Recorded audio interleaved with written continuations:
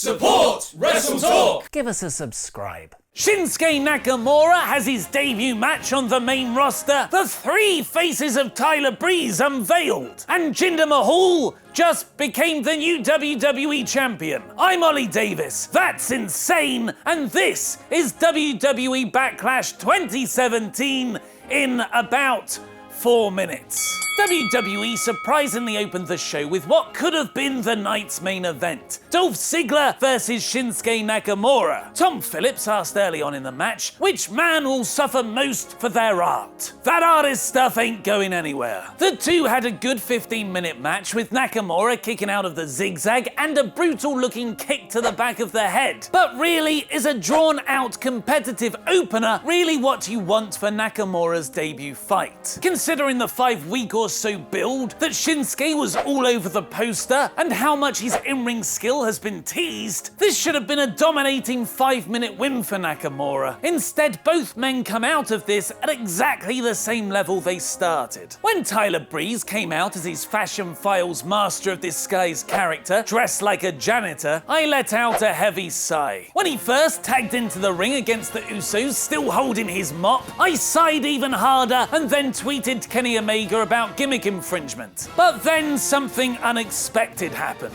Breeze started making me chuckle with his rolling away comedy spot. That's the good kind of unexpected, not the sort where Jinder Mahal suddenly becomes WWE Champion. Breezeango not only got Chicago behind them, they also gave the Usos major heat when the mop was eventually snapped and when Breeze's subsequent grandma dress was thrown into the crowd, accidentally hitting JBL in the face at ringside and prompting his brilliant line, "Last time that happened to me, I had to pay for it," which was met by the crowd's even better line, "Fire Bradshaw." The match shifted into serious gear for the final exchange, ending pretty hot with the Usos retaining. This was only ever a filler feud with the New Day's imminent debut on SmackDown Live, but they managed to put on the best comedy match in WWE for a long time. Sami Zayn finally got a significant victory on SmackDown, getting a decent match out of Baron Corbin. The announcers did a good job protecting him in defeat, pointing out the Lone Wolf's inexperience for why he lost. Becky Lynch tapped to Natalia's sharpshooter in the first collision of the Welcoming Committee and the rest of SmackDown's women's division. It was a strong win for the heel faction, but really it was only Natalya who looked any good. After the storyline's initial promise, this now feels like a filler feud.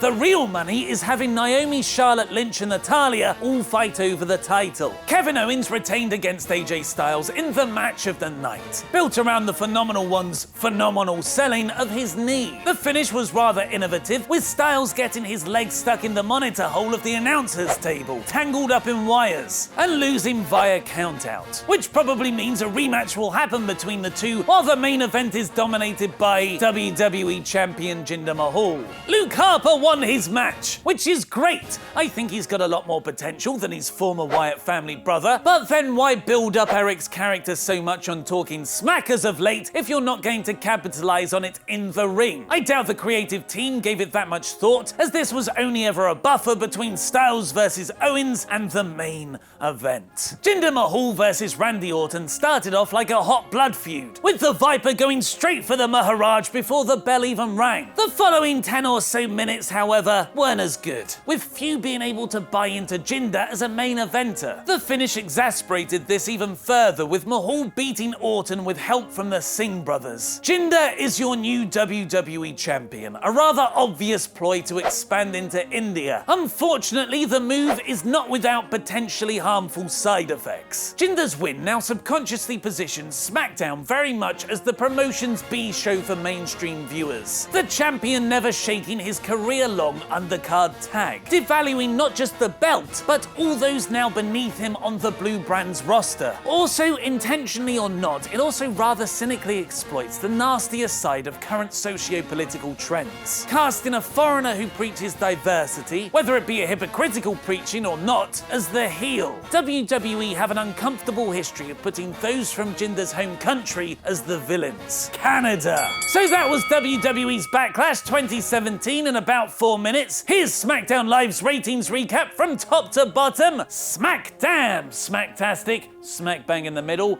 Ellsworthy, and Raw. I'll reveal my score very shortly, but first, vote in the poll above my head to give it your own rating. I'll announce the results in tomorrow's WrestleTalk news. As expected, the AJ KO match stole the show, but a huge amount of credit must go to the Usos and Breezeango, who easily had the most entertaining fight of the night. The rest of the card was unfortunately forgettable from an in-ring standpoint. Nakamura's debut was good, not great, like the anticipation warranted, and Jinder's title win, while fresh and new and they're trying to build a new star, yada yada, everything we kind of asked for, just doesn't work and somewhat harms the brand overall. Backlash 2017 is Ellsworthy.